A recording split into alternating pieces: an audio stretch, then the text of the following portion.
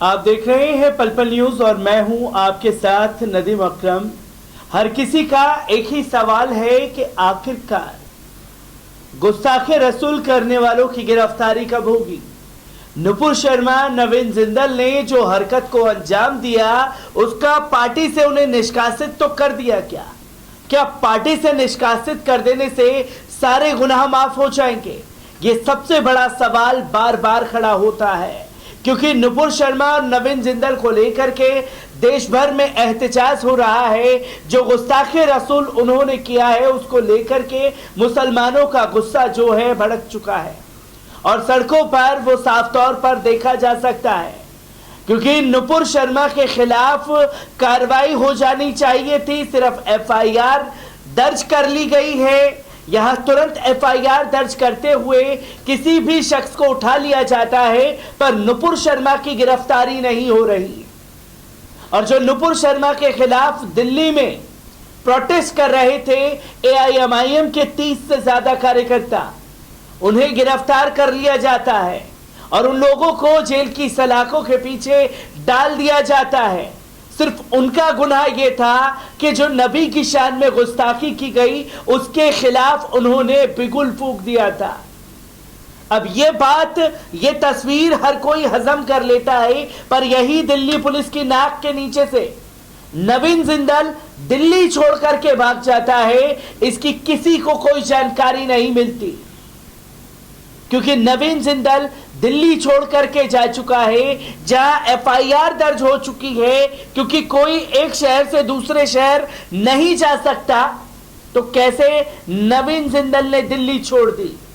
ये सबसे बड़ा सवाल खड़ा हो रहा है। और नुपुर शर्मा के खिलाफ जो देश में एहतजाज है, तो नुपुर शर्मा और नवीन जिंदल के पक्ष में भी हिंदूवादी संगठन के लोग उतर चुके हैं और जगह जगह एहतजाज होता हुआ दिखाई दे रहा है। क्या पूरा मामला निकल करके सामने आ रहा है, पहले इस पर नजर डालते हैं।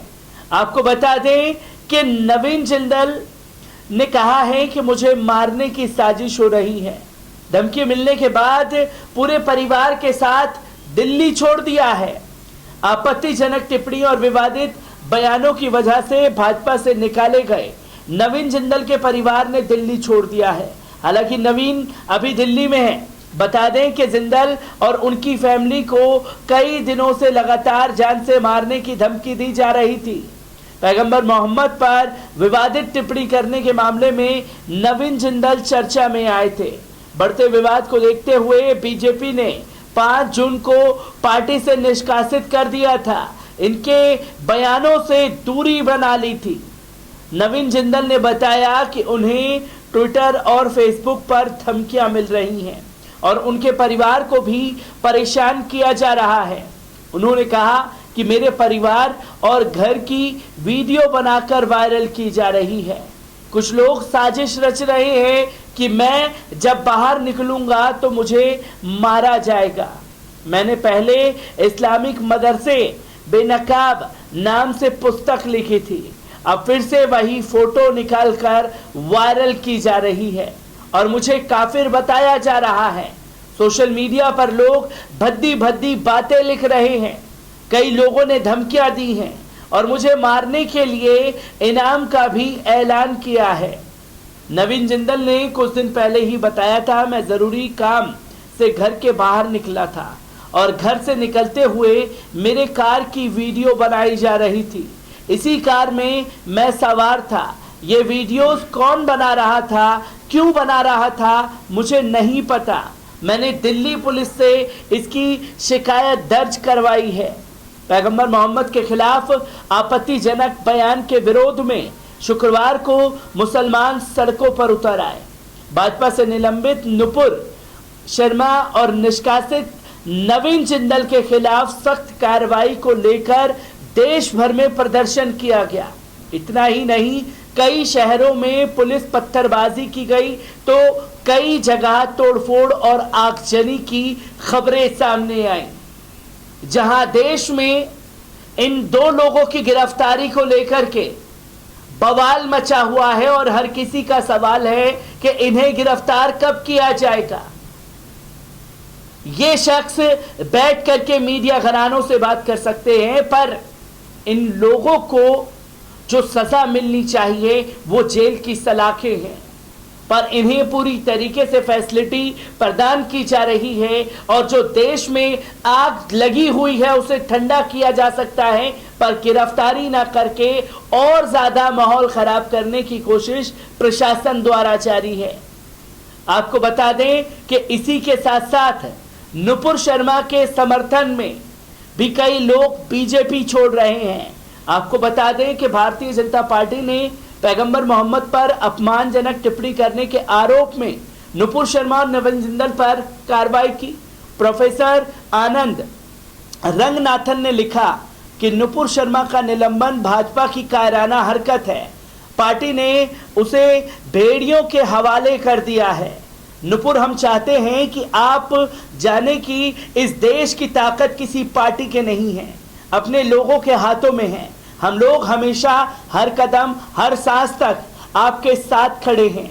अंशुल सक्सेना ने लिखा कि भाजपा ने सपा के पूर्व नेता नरेश अग्रवाल को पार्टी में शामिल किया, जिन्होंने संसद में हिंदू देवी देवताओं को शराब से जोड़ा। बीजेपी ने नुपुर शर्मा और नवीन जिंदल को ऐसे समय पर निलंबित कर दिया जब उन्हें और उनके परिवार को जान से मारने की धमकी मिल रही है। जम्मू कश्मीर में टारगेट कर हत्याएं पर भाजपा ने चुप्पी साध रखी है। तो वहीं राजीव गुप्ता ने लिखा कि जब इस्लामवादियों द्वारा हिंदू देवताओं का अपमान किया जाता है तो भाजपा कभी कोई कार्रवाई नहीं करती है, जबकि अपने कार्यकर्ताओं और समर्थकों को उनके हाल पर छोड़ देती है, भले ही वे इस्लामवादियों के बारे में सच ही क्यों ना बोलें।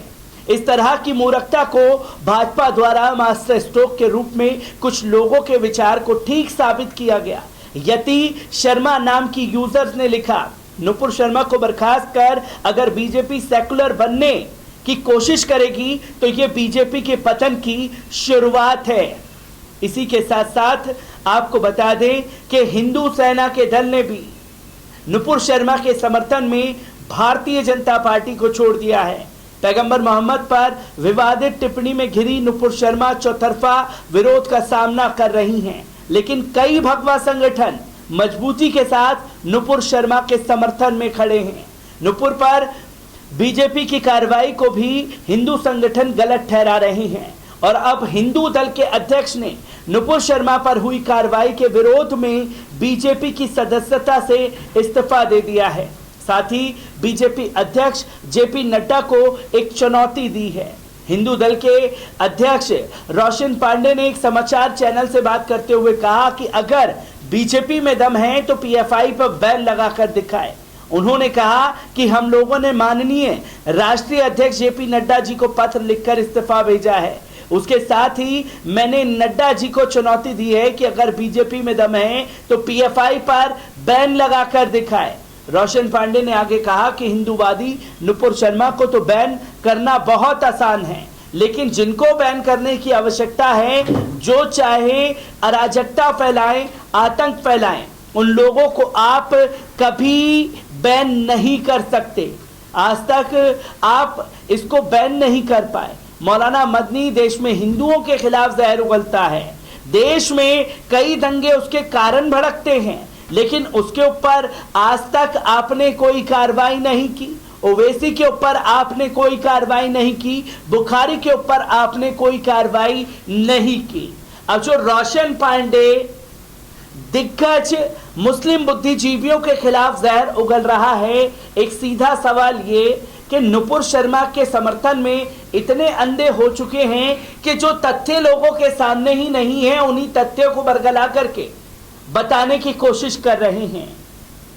अहमद बुखारी साहब दिल्ली के शाही इमाम, उनका कोई ऐसा विवादित बयान दिखाएं जिसकी वजह से माहौल बिगड़ा हो।